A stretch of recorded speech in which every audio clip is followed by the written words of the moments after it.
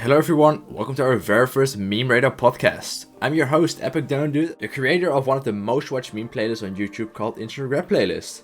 But today isn't about me, it's about someone else. I'm fairly sure most people who are currently listening already know who he is, but for the people that don't, let me introduce him to you. Grande is the name of one of the most popular meme accounts on social media. He also has another account where he creates Minecraft note block covers. So basically, he takes a song and recreates that in Minecraft. He could become a doctor if he wants to, so that's why some people refer to him as Dr. Grandayy. Grandayy has a total follower of about 7 million, with 3.2 million followers on Instagram alone. To bring that in perspective, he has more followers than there are people living in Bulgaria. He also recently became a colleague of mine over at Neverthink together with Dolan Dark and Jacob. So if you haven't checked it out yet, you can basically see all the freshest memes in one playlist. And if you want to know more, go to neverthink.tv or download the app. But for now, as Philip DeFranco would say, let's just jump into it. Thank you for joining, Grande. It's nice to have you here. Yeah, thanks for the invite. Happy to be here. Can you also do like a short introduction of yourself? I already said a few things, but maybe like the basic stuff. It can be nice. Okay, so I think you pretty much mentioned most things. A 25-year-old guy from Malta. I studied to become a doctor, but when I was graduating, like at the time I was gonna graduate, my meme channel had blown up quite a lot. So I decided to go full-time on memes instead of working as a doctor. Still going great so far, so yeah. What kind of doctor were you actually planning to be if you were continuing about being a doctor? So yeah, I hadn't made up my mind yet. So I just got the medical degree, but I hadn't started like specializing in any specialty yet. And I still didn't know what specialty I would have gone to be honest. Yeah, that's understandable. Also, how did you come up with the name Grande? So that's a bit of a long story. When I first made, I remember a RuneScape account over 10 years ago now. I had chosen the name Grande Milan because I used to support the football club AC Milan, or soccer for the Americans out there.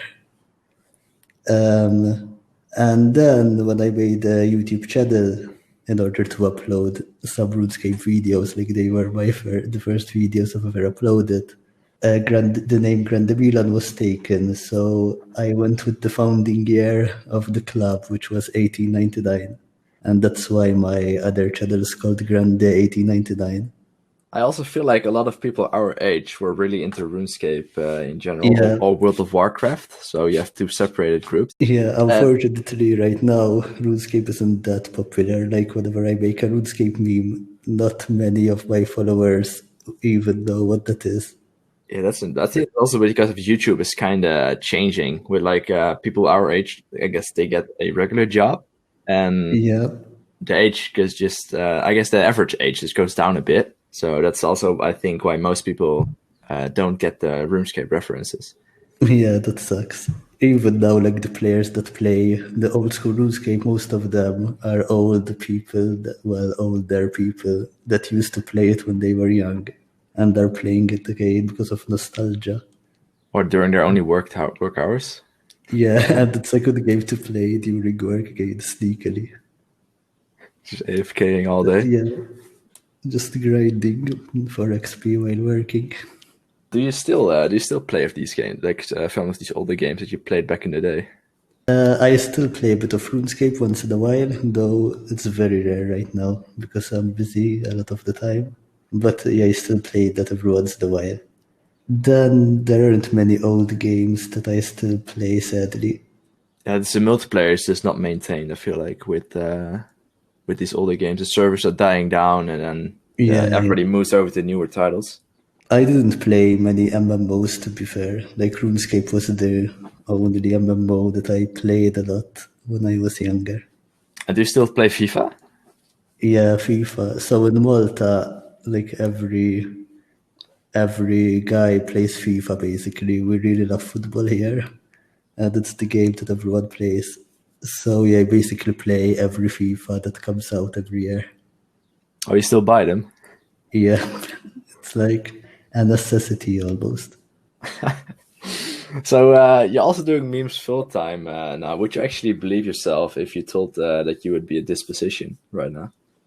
If I ever thought that I would be making memes full time, Yeah. yeah, I knew since I was 3 years old. That's what I said. I said, I'm gonna be making memes full time when I grow up. Really? Yeah. No, like in reality, obviously, I never thought this could even be a full time job. So it just happened. It was never my plan. And what do your surroundings, like your friends, think about it? My friends are like very supportive and they're very happy about it. Like most of my friends are doctors, but they still think I did the right, like I took the right choice. It must be So, probably be really weird. Just then you're talking about, I guess, yeah, doctor stuff, and then you come up, yeah, oh, I had this weekend and different things like that. yeah.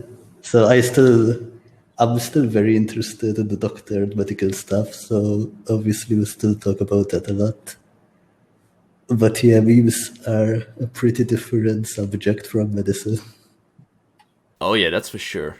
And since you're now into memes, what is something that's still stuck with you from medical school? Probably it would be like in our first 2 years, we worked with basically human corpses to study anatomy. So I have like touched and grabbed organs of the human corpses, which can be pretty disgusting for most people. So yeah, that was interesting. Well, you need a tough stomach for that. Yeah, it's not for everyone, of course. I think most people get used to it. Like I remember some friends were more. It was more difficult for them, but they mostly got used to it as well. Like that's also something I never thought behind you. That like you, of course, medical school. I didn't think that you would have to touch corpses and stuff like that. No, you have to, because like it's the best way to study and to picture how the human anatomy is from the inside. Like you have all the organs and nerves and arteries. Also, just like can your friends, like your doctor friends, can they relate to certain memes if you show it to them? Yeah, so not all my friends are into memes as much as me, obviously, but most of them will at least know about the popular memes. Like, for example, all of them will know about the coffin dance meme because that was so big. Yeah, I'm But surprised how that, big it got actually. yeah, it's just got like viral everywhere, basically. But then with other memes like that are more niche and aren't that mainstream, then they wouldn't know about those, for example. But sometimes I will educate them about the meme, with the memes as well. Do you think you can predict if a meme goes viral when that happens? Not really. Like it's very difficult for me even to predict if a meme goes viral or not. Like it's so unpredictable. But don't you have like certain feeling when you see a meme like, oh, this has a lot of potential, and then you upload it, and all of a sudden it gets a lot of traction? Like, has it ever happened to you before that you thought like, oh, this is so good that it must be going viral? Probably, to be honest, let me try and think. Like I think when I saw the Big Shock memes, for example, I think I did think that it had really good potential, and in fact, it did become really popular. To be fair, even the coffin dance meme, I did see see it in a way that it had potential as well. But still, I do sometimes see other memes that I also think have potential, and they never really become big. So, yeah, like I said, it's very difficult to predict. Yeah, that's true. I feel like as well with certain memes that just jump out from the main ones, and then they just get re-uploaded all the time. So then I guess then at some point you feel like, oh, this is overdone. But in Yeah, general, it's I don't know, when you have actual good meme and you see that it's going viral, then I don't know, you can't really complain about it. Most yeah. actually have the right to go viral. I think that's the thing.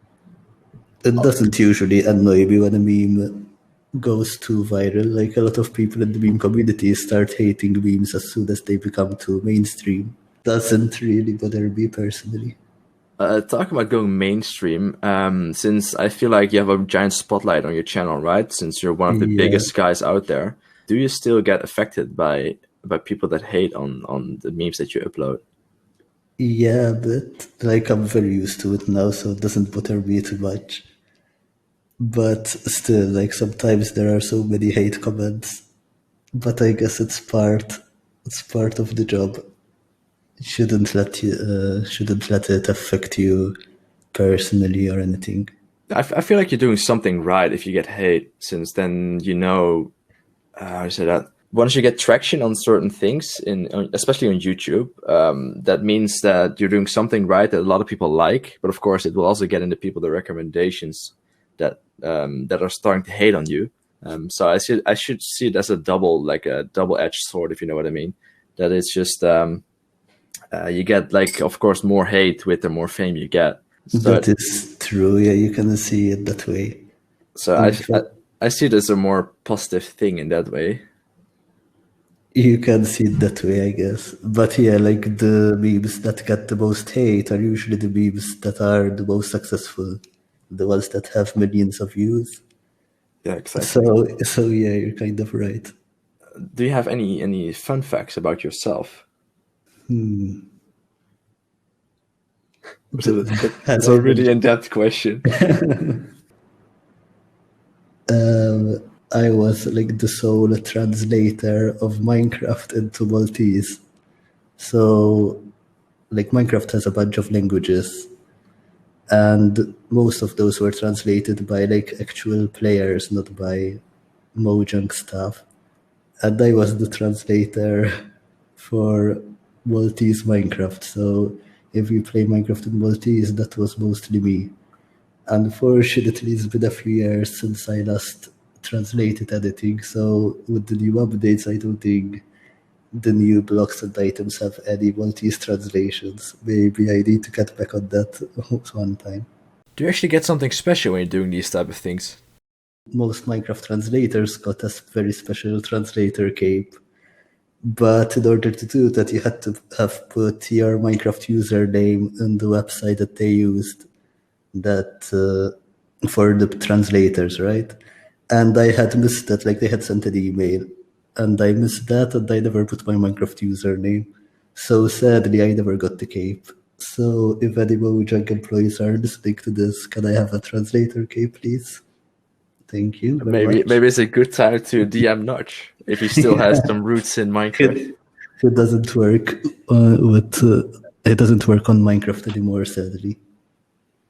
So the fact that I could translate Minecraft into Maltese when it happened, like I found that really cool. So I wanted to join in. That's actually so cool to know that stuff now. I never expected that. Yeah, it's kind of funny, but most games just absolutely ignore Maltese, obviously, because like we're such a small country. Well, maybe you can reach out to Minecraft and get you a translator cape. Give me the translator key, please. Also, since your channel is, of course, really big now, are you actually planning to ever do a phase reveal? It's not really a plan yet. Like I see, I have no reason to do it yet. Like I won't exclude it. Maybe one day I will. But for now, I'd rather not. Like the main reason I don't want to is that I like I'm pretty reserved in real life, and I prefer having a normal life, if that makes sense. Yeah, Instead of like getting recognized in the street, like I don't think I would enjoy that very much. especially since Malta is so small, I feel like you get Yeah, that's recognized all true. the time. Although to be fair, being very small, it's also kind of a good thing because since we're very small, our local celebrities, is how can I say this? It's not that big of a deal when you see a local celebrity because we're so small that it's not that uncommon that you see a local celebrity in the street. So that's kind of a good thing. It's not for most people. It's not really a big deal even. Have you ever seen someone watch your memes in public when you were just walking around? It's pretty tight community, or like a tight country, that I feel like you had a pretty high chance to maybe if someone watches a meme on the street or like on their phone, they I could have watched don't. yours. I don't think so, though. I haven't ever stumbled on someone randomly like that. And Maybe one day. yeah, that's true. I think that's. But have you ever been recognized in general, or like at least Yes. people think that you were a Grande?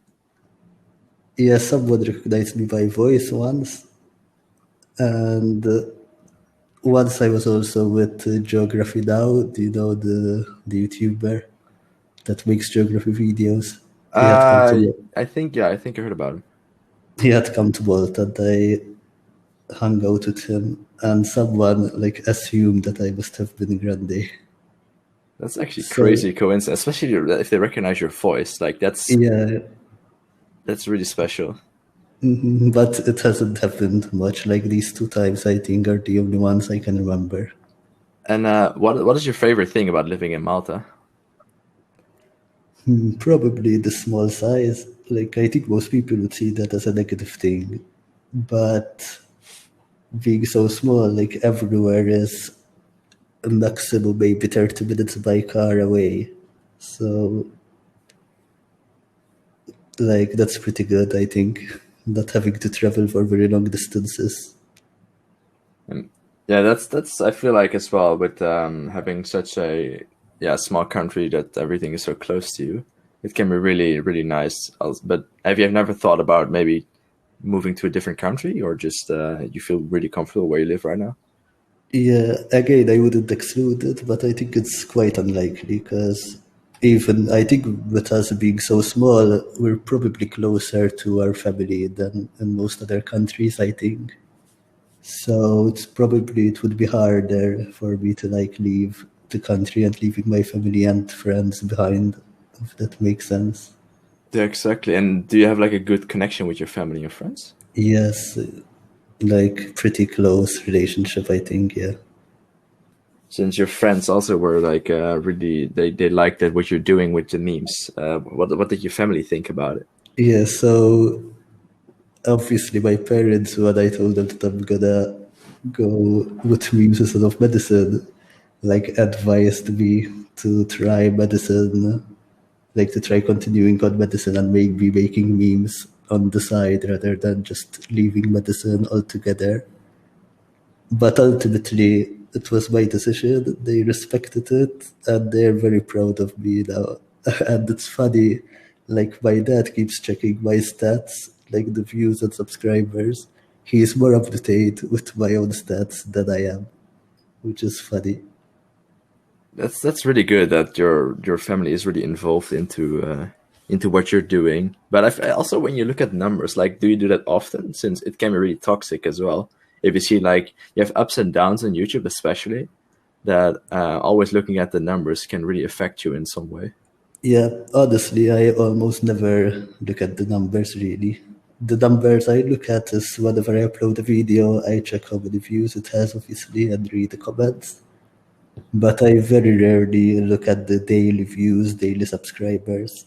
I think it's not a very good, like for mental health even. I see a lot of YouTubers getting almost obsessed by the numbers. It can really drive through your head for sure. Yeah, so that's why I very rarely look at them in my, like, to be honest. Do you actually have a rough estimate about how many subscribers you gain a day, or you're not looking to that at all? Let me try to remember. I think last time I checked it was around 15K in a month right now. It's really good. So yeah, it's not the best. Like at some point, it was almost 100K a month. I remember, but yeah, that's another reason. It's better not to keep checking every day because sometimes you have drier periods. Sometimes you have Yeah, exactly. That's what I mean. Like you have these periods when you have a meme that's exploding popularity, and if you expect that to maintain throughout the whole yeah. YouTube career, that can really affect you when It you're doesn't work that way with YouTube. exactly. Also on other platforms, since you're really active on YouTube, do you actually get an income from Instagram as well? So Instagram doesn't pay. directly. So the only income I sometimes get from Instagram is when I get a sponsor, basically. When you do sponsorship, I sometimes see people hating on that. What is your opinion on that stuff? Yeah, so like people are always gonna hate. Like I get a lot of hate just for the memes I make as well. So usually my actual real fans are supportive even when I make sponsored posts. So like that's all that matters. I try not to make one second because my English like as you can tell my English is not the best Oh yeah, sometimes take when your I'm time. speaking. Take your time. So I try not to pick sponsor deals that wouldn't go like with my brand, I guess, that are That wouldn't fit your user base. yeah, that wouldn't fit my user base. So I try to pick sponsors that are more relevant. And yeah, ultimately it's my job. Obviously I see nothing wrong with getting sponsored deals. Many YouTubers, virtually all YouTubers do it. And as long as I don't overdo it, I think it's totally fine. And most of my fans will agree with that as well. Yeah, those are the real people you want to keep around. The people that actually care about what you do, and Yeah, yeah, that actually like support you when you take a sponsorship. yep.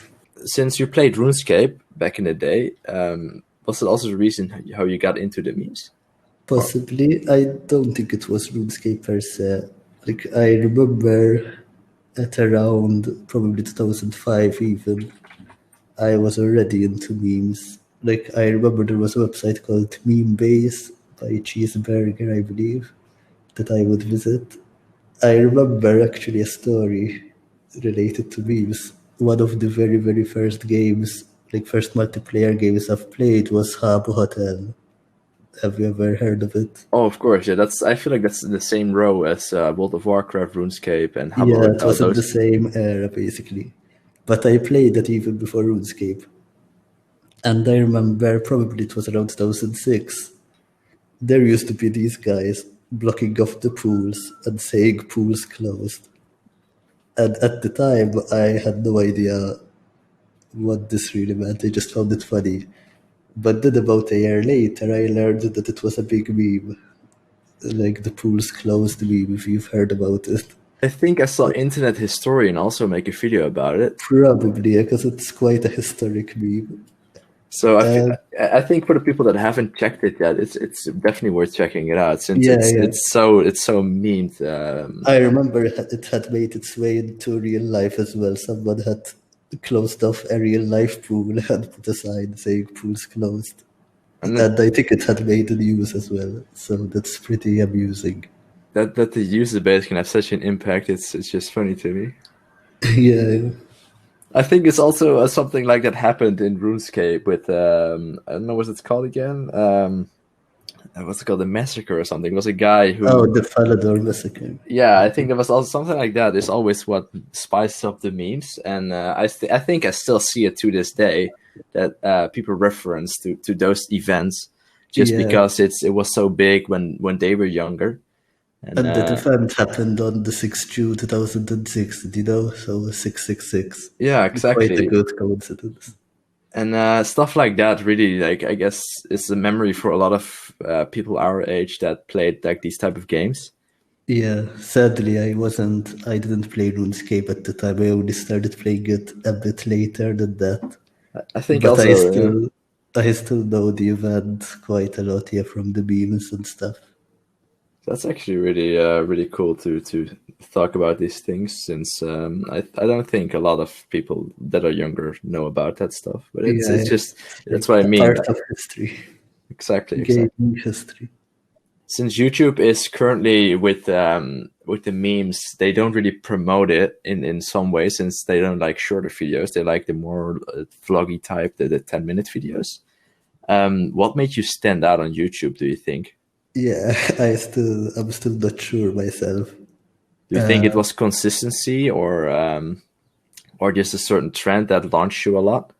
I guess so. The first thing that made my meme channel blow up was we are number one.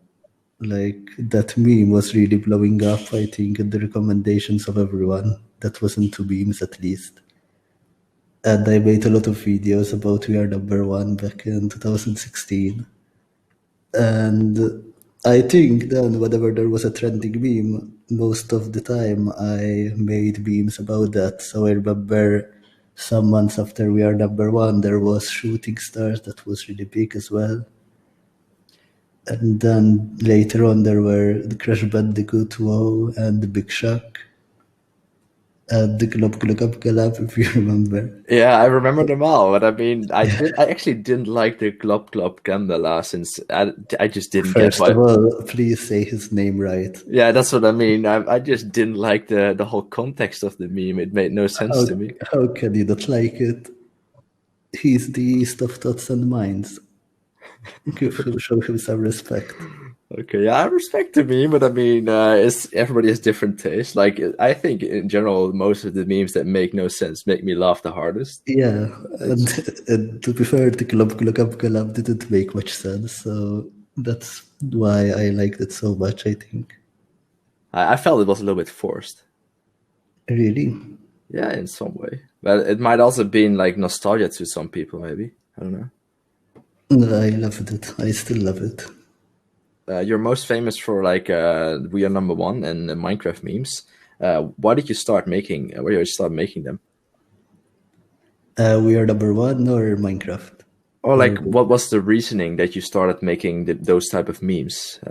Since you could have done everything on YouTube, and like, what was your inspiration to get into the memes?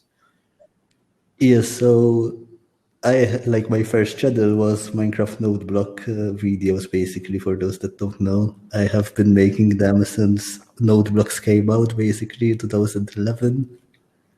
And I did that for years as a part-time job, I guess, at the time, because it wasn't too big, the channel.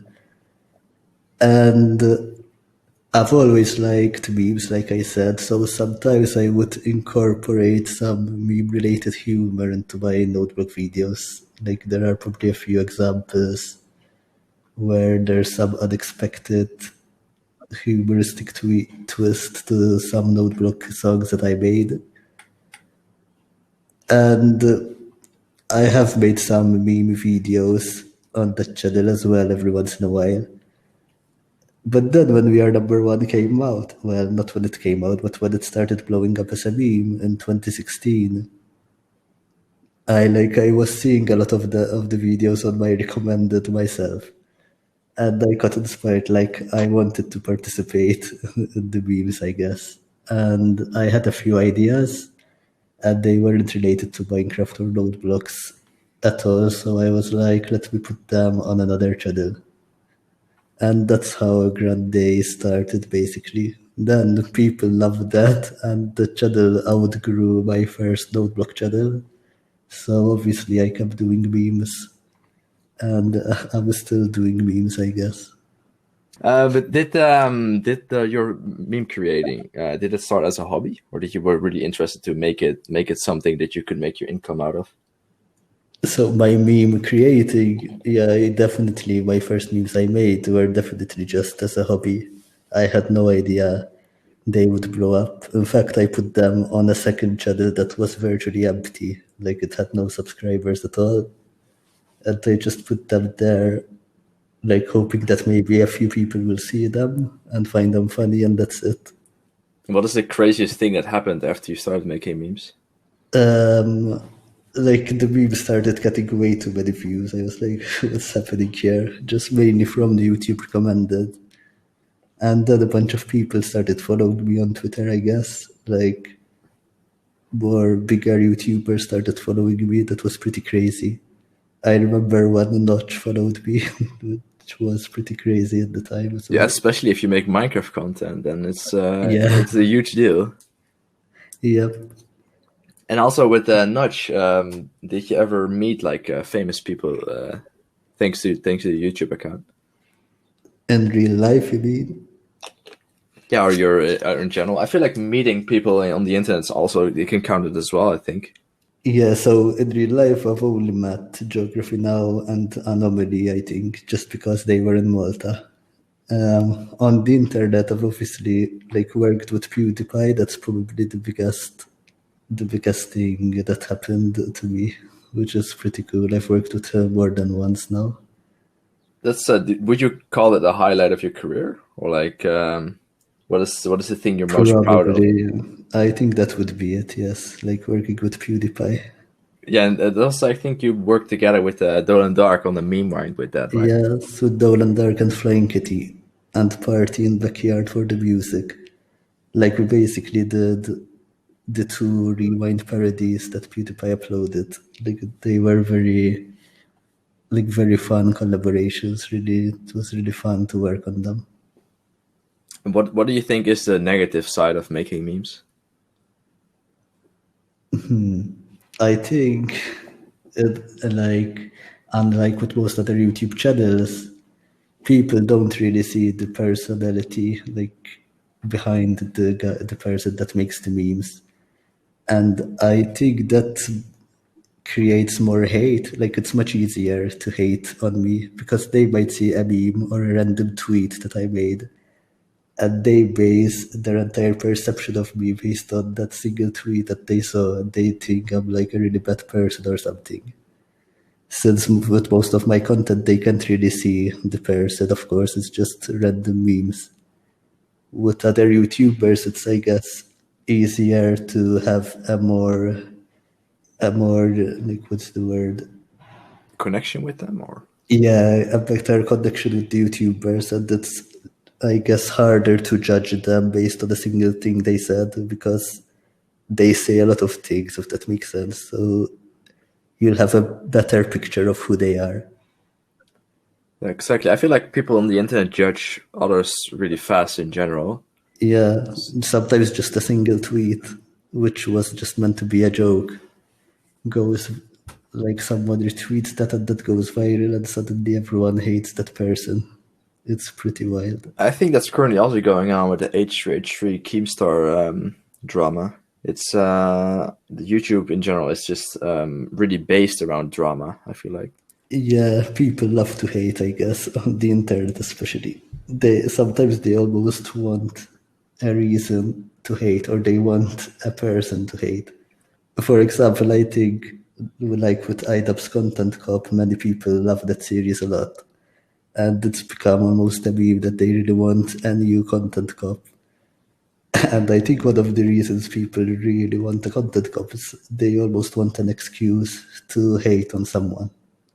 It's like they love that. You got Some a people. really good point, actually. Yeah, it's and they also go after sponsors and everything.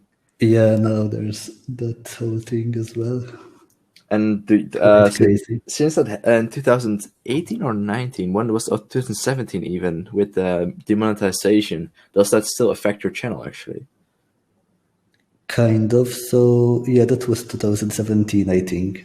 At the time, it affected my channel and other meme channels a lot because I think the algorithm would get confused about the content when it came to memes. So most of our memes would just get demonetized immediately, which Um, wasn't very nice. and sponsors are hard to get by as a meme creator. Yeah, compared to other YouTube channels for sure. Because if you talk, like if you in any way you talk in front of a camera, you can get almost any sponsor you want because already most sponsors just want you to talk about their product for a minute or so and that's it. Now when you make a meme, like when you make memes and most of them are like 30 seconds long only, you can't just talk about a random product for a minute and then put a 30-second meme, it doesn't work that way. And So most sponsors, yeah, are kind of impossible. It has to be a different kind of deal, like a pretty unique and more specific sponsored deal, if that makes sense. and what like since sponsors are so hard to come by, but also think that a lot of people are probably trying to use you in some way because you got such a big following. What was the weirdest sponsor offer you've gotten yet? Yeah, I've got some pretty interesting hours. For example, now with COVID, I had quite a few people selling masks that wanted me to shout them out, basically. I've also had a few sponsor offers from adult websites. I've even had a porn star. trying to sponsor me, which was pretty funny. That's a different way to reach out. Yeah.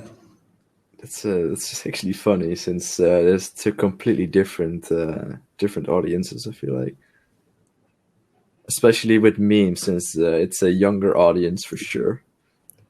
Yeah, that's true. You've probably seen way too many memes. What is actually your favorite meme of all time? That will probably have to be "We Are Number One," because, like, first of all, it's what started my meme channel, and secondly, it's probably still one of the most wholesome memes. Everyone loves Stefan Card, may he rest in peace. And like, he was just so wholesome. He embraced the meme fully. He stayed positive for as long as he could. They also they all worked together as well to make his meme go viral, which was really nice to see. It pretty much brought the entire internet together. It was a really, really good meme. And since also you had a lot of connections with meme channels in general, how did you get to know Dolan Dark? Since I see you guys work together quite often with certain things, and you also had the meme competition and 1v1. I think, what was it called again? Like a year ago, I think. Oh, are you talking about the meme for selection? Yeah, like stuff like that. How did you get to know Dolan Dark? Like, since you're now working together quite often. Yeah. So Dolan, I think, like me, he likes to follow like even smaller meme creators. So I remember when I was still very small, he was one of the first bigger internet personalities, I guess, that followed me. And yeah, we just stayed in touch since the beginning. As soon as I started growing a bit, as soon as my meme channel started growing a bit, we went, like, we followed each other on Twitter. We would reply to each other on Twitter, and then we would DM each other. And we stayed in touch like that, and we're still in touch right now. Since when did you guys actually start to know each other? So since I started making memes, so probably it was around late 2016. And I remember one of the first things that got us to talk a lot to each other was the demonetization, the YouTube demonetization. Like, as soon as it happened, I think that was early 2017, because we would like discuss what was affecting the algorithm, what we could do to maybe avoid getting our videos demonetized. So I guess that's a good thing that came from the whole YouTube demonetization thing. Since you also follow a lot of smaller channels, what do you think is the most underrated meme channel out there currently?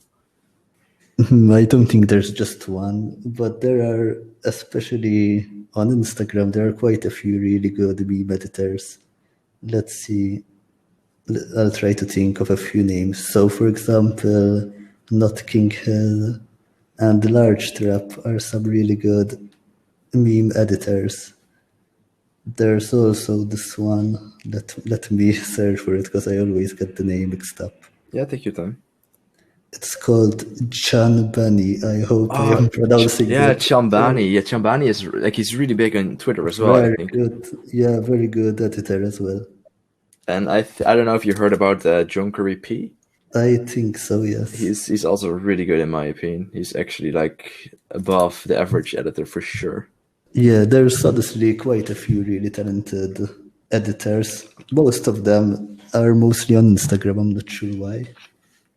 I think it's basically that all the algorithm is different, since YouTube doesn't promote the smaller, like the short videos. Yeah, I think that's possibly one reason, yes. Since like those people are really like creative in their own way, and I feel like they have like better editing skills than the average meme channel. What do you think about 2020 memes so far?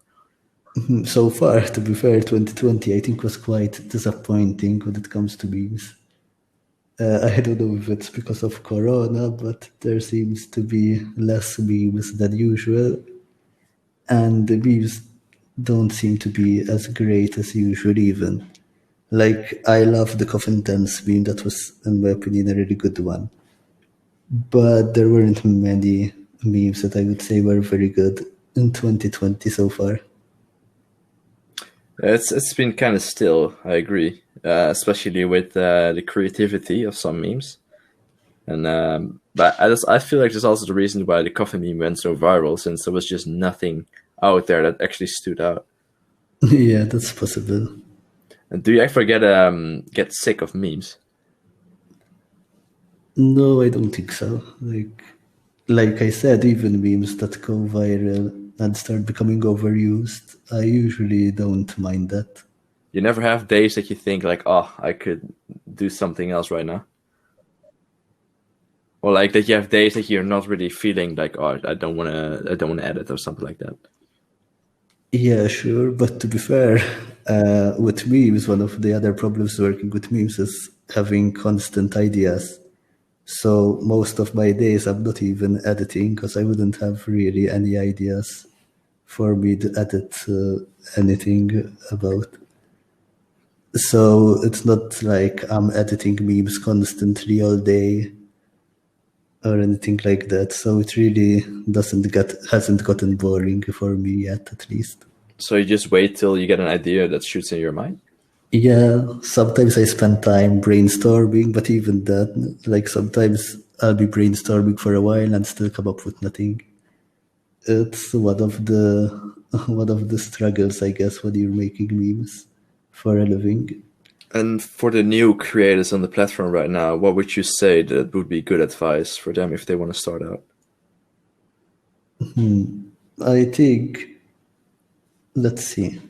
So only work, well, try to obviously enjoy the work, only do the work and put effort into it if you're enjoying it. What advice I like to give, which isn't very common advice, I don't think many people would agree with, but I do believe it, is that don't try to focus on growing and becoming big and making a living out of memes, for example. Because I think if you focus on that, like the chances aren't very high that that's going to happen. So if you focus on that, you're likely to be sadder and become more frustrated when you put a meme and it doesn't get as many views as you want, for example. And it just increases stress quite a lot, and it will make you not enjoy the job as much as you would have. So my advice would be just do content because you enjoy doing it and because it's fun, and don't expect much. That if you do grow, that's obviously a very nice added bonus. But if you don't grow, it would have still been fun, you know? So you wouldn't have lost anything. Yeah, exactly. I think a lot of people try to go, they try too hard, and if you have it as a hobby, it's way easier to build it up from there, since you don't have as Yeah, I much think pressure. so. And I see some people, not just with memes, this happens even with any online content basically. I see some people going full time on YouTube, for example, when they aren't very big yet and they're not even making a full time income yet, but they go and basically bet all in on it and hoping that they will grow. And for example, leave their job and go full time on YouTube when they're not even making, like I said, a full time salary yet. I don't think that's a good idea because it will be just very, very stressful and it will stop being fun. And when it stops being fun, your content is going to become worse and your channel will probably grow even less than you thought. And it's just a negative cycle like that. Yeah, it's gonna eat on your eat on your mindset for sure Yeah, yeah. when you try too hard with that. Um, Also, let's get more into the personal questions. I think, like since you played RuneScape, what is something you play right now, like games? So right now, I'm not playing much because my favorite kind of games are single player story driven games usually. And there haven't been a lot of those recently, but I'm really looking forward to The Last of Us Part 2, which is going to come out very soon. And then Cyberpunk is going to come out this year as well. That's another nice one. I love Assassin's Creed as well, which I believe this year, I believe the next one's going to be this year as well. Yeah, let's hope that one is promising. The trailer looked really good, at least. Yeah, and honestly, most people hate on Assassin's Creed, but I liked virtually every single one. So yeah, not a very popular opinion, but I like the franchise. Also, can you say something to if there are people listening that are Maltese, can you say something to them right now? I guess. And do you have anything you want me to translate into Maltese? Maybe it's nice that you say something or just greet them, and then they will understand it as the only Maltese people. Maybe that can be fun. Okay, let me think a bit, because I don't want to make it cringe. I feel like as well when you have Maltese people, they'll just say, "Oh, Yeah, of course you said that, fucking cringe." it would probably be better if we have a sentence I can translate.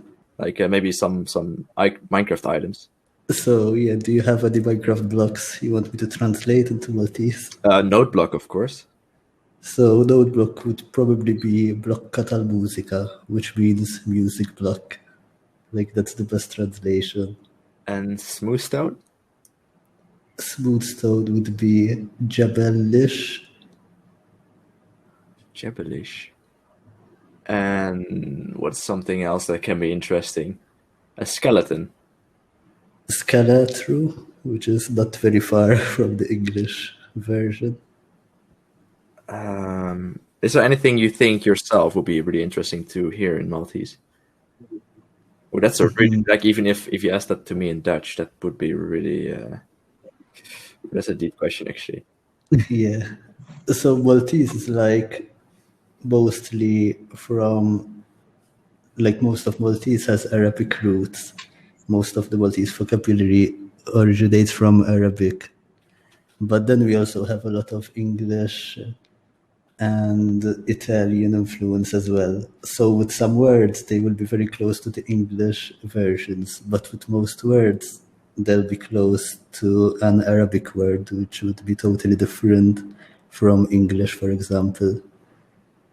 And I believe Maltese is the only Semitic language that is written in the Latin alphabet also, which is, I guess, a bit interesting. It's like a mixture, basically, a mixture of many different languages. I have only met two people that I knew from Malta, and that was just a coincidence. So I'm actually it's really rare to come across someone that's from Malta.